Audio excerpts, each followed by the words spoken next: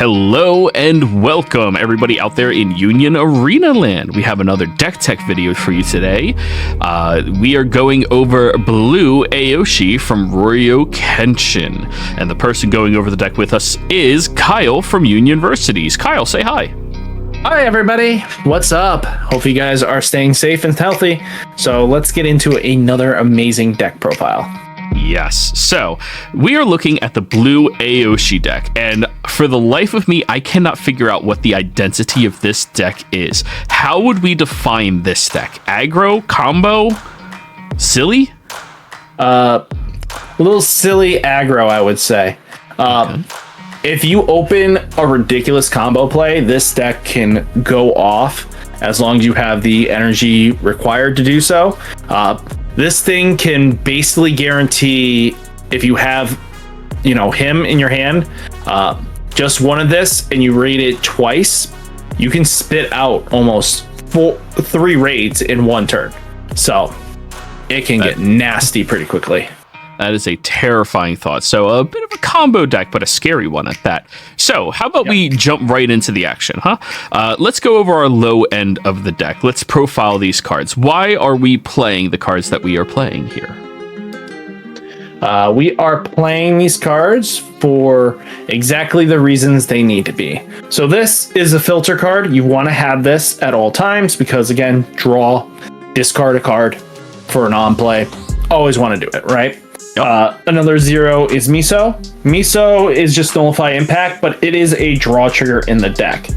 So pretty decent. But we also have a early blocker in Hyotoko. When sideline, if you have Aoshi on your field, draw a card. So he's not, you don't want to use him too much because we're already pushing on 10 non-triggers. And again, he's pretty decent, but because we have access to probably one of the most stupid broken mechanics in this character. Oh wait, no, we do not have that. I forgot we don't have it in blue. I forgot. I thought she was the same. Wait, is she not? Yeah, she is. Okay. Yeah, she's a fake 0. Yeah. Yep. So we have fake 0 girl. So this one basically says, if you have no cards on the field, reduce the energy requirement to be 0. So basically she comes in for a 0 cost 1 action. She can be stupid early aggression if you want to, or she can be, when played, look at the top 3 cards of your deck, place up to one of them. Well, when played, looking at the top 3 cards of your deck, place up to one of them into your sideline, place remaining cards on the top of your deck in any order, which again, filtering in this game is super important, and being able to stack your deck is super important for this because you want to get to getting your raids as soon as possible because you can combo off like a fiend. But the fact that she is a pseudo raid, pseudo 0 makes your curb slightly different, because if you open her in your beginning hand and you have another, let's say 2 zeros with her, and then you can curve out differently, you could just easily throw her in for aggression and be able to be stupid aggressive, or you can just make sure your energy line stays fixed, right? Oh yeah, that's really good. Yeah. So then we have, some ones that are pretty decent. You have Aoshi 1 that's during your turn, this character gains 1,000 BP. So this is where aggression does come in play as well. So yeah, 3K, swing. Again, ninja. 1 drop 3K, yeah. Ninja. So then you have Beshimi. So he's just another filter card, being able to look at the top 3, reveal up to 1 Megami Tachiki, or Onobi group, which basically is everybody in the deck. So you basically have free searcher for everybody because it's the tribal theme for it. So you get to add 1 to your hand, place your rain cards on the bottom of your deck to your hand, place 1 card from your hand into the sideline. So not bad. He's filtering and he's doing what he needs to, right? So that is just the ones. But now we get into this unique event. So this one is called Movement of Flowing Water. So this is the antithesis of the flavor of the deck. Because if you look at the image, Kenshin standing in the middle, and there are 4 Aoshis around him, making like a shadow clone jutsu kind of esque feel. So Nice. event, play up to 1 Aoshi with 2 or less energy requirement and 1 AP cost from your hand or sideline to active onto your field. This character gains cannot attack, and if this character is active at the end of the attack phase, sideline it until the end of your turn. If you played a card from your hand, draw a card. So basically 2 for 1, not always that great, but being able to get something back from the trash is pretty decent. So that's pretty beneficial. You don't get the AP back, but again, that hindrance of at the end of turn, you know, if this card is active at the end of your attack phase, sideline it. That's fine. We have enough raid targets to make that fall off. So yeah, because it becomes a new card. So, that text doesn't matter anymore. Bingo. And it can attack that turn finally. Then you have Miso as basically a double energy generator because you want to get to 4 and stay at 4. So if you get 2 Misos up, you'll be able to just go to town and do weird combo shadow clone jutsu-esque attacks, right? The proof as the strongest is just your AP restand in the deck. And then we kind of get into this Aoshi as well. So this Aoshi is your color trigger, and when played, if this character is played from one of your characters or event abilities, draw a card. So basically, this can cycle out and be 2 filters right there by your own abilities, right? So it's kind of cool that you have the way of benefiting, right?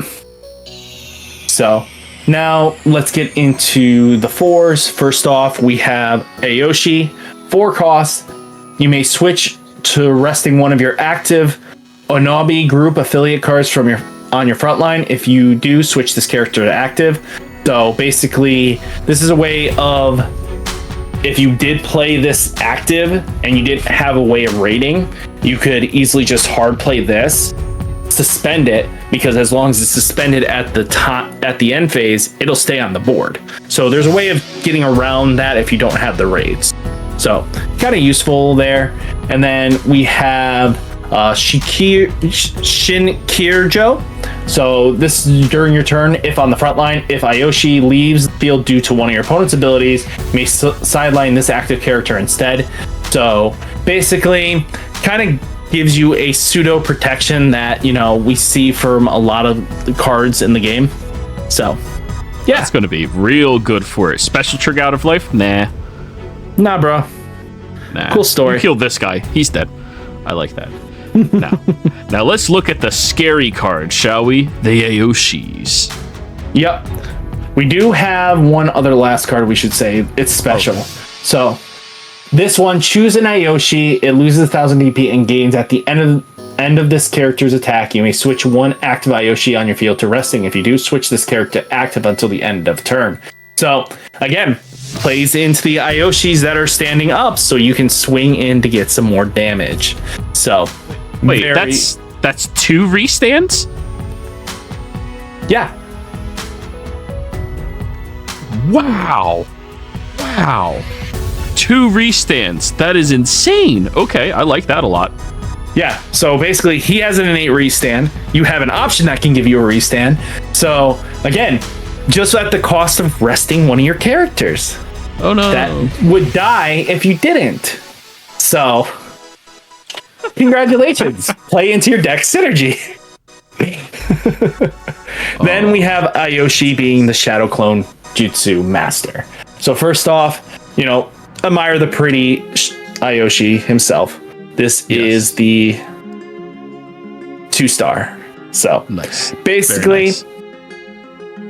When played, if this character gains 1000 DP until the end of turn, activate main, play the base card of the rated character set to active on your field. It gains this character can't attack. And if this character is active at the end of your attack phase, sideline it until the end of turn. So basically you could suspend to get in multi-attacking, or just raid, spit out, and just make your opponent go like, oh no. But then we have the final Aoshi. This one is restricted to the starter deck, so if you need a playset, either shelling out $5 a piece, or congratulations, you're gonna need to buy about $40 worth of starter decks. But it has an old art potential. Yes, old art potential. But when played, it has nullify impact, so you can soak up some damage. So we kind of get 2 nullify impacts in the deck. But when played, look at the top 3 cards of your deck. Reel up to 1 Anabi group affiliate card or event that with Kenton Kenobi in its card name among them. Add it to your hand. Place the remaining cards at the bottom of the deck in any order. So yeah, it's not bad. It gets you a little bit of searching power. And again, it seems like a lot of these raids started a game. You don't trash something, right? Yeah. So pretty decent on there. Yeah, I like that. It can get the special or a character card. That's pretty nice. I like that.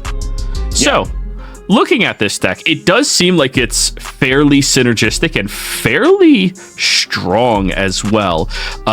What type of matchups do you think that this is going to be favor in, and what types of matchups do you think that this is going to cry sadly in the corner against? Again, this can definitely get in a lot of damage pretty quickly. Your opponent, this thing has explosive turns, so any deck that's trying to set up like your Saitamas or anything like that, or green based decks that just take a few turns to kind of build up that energy, this deck, if you open the right nuts, you could go from, your turn 3 play be if you had like Miso to, turn 4 play. Let's be realistic. 2 Misos out. And then you basically had, a raid Aoshi target. You could literally, if you had 3 of these ready in your hand, go 1, 2, 3, and then slam in with 4Ks across the board, where your opponent will feel that aggression pain. Who doesn't like putting 4Ks on the front line? Yeah. I like it. I like it a lot. And what's really nice is activate main, guys. So you can, if it gets hit in life and you rate it in your energy line, the following turn, just bring it up on your main turn to move, spit out, and just do that. There's multiple lines of plays that can get you thinking, right? And the fact that we have unsuspend potential just by suspending the card that's going to die anyway, just to prevent it from dying, you get an extra attack in. All right. So looking at all of those, I kind of really like that. I think this might have a good potential to sit well inside of our meta. Now, I do want to know, what do you think someone picking this deck up for the first time should know about it? Think like a ninja. If you're a Naruto fan, think like a ninja. No, just being all serious wise. Again, knowing when to be like, okay, don't overextend, don't overcommit, or do I play hide and go seek a little bit with my energy line to set up for my Aoshi turn, or take advantage of moving of flowing water, to get an Aoshi ready to be killed off from your life, from your sideline, or place it from hand to get an extra 2 value to kind of get you more filtering in, and then being able to hard play this Aoshi to suspend and get an extra attack in, and leaving this to be a viable target. So there's a lot of potential and a lot of combos you can do, and it got this good aggression to it that again has some great synergy in a deck like this that really does like to play how it plays. All right. Well, I think that just about covers everything we wanted to go over for this deck. Big thanks to you, Kyle, for breaking down the Blue Aoshi deck for us today. Kyle, let everyone know where they can find you and your content. Find it on YouTube, Universities. You'll find me in the description. It'll link right there for you. So. Yep. And you'll find me there as well. Don't forget to like, comment, subscribe here and on both of our channels. And enjoy it, and look out for the next one. See ya.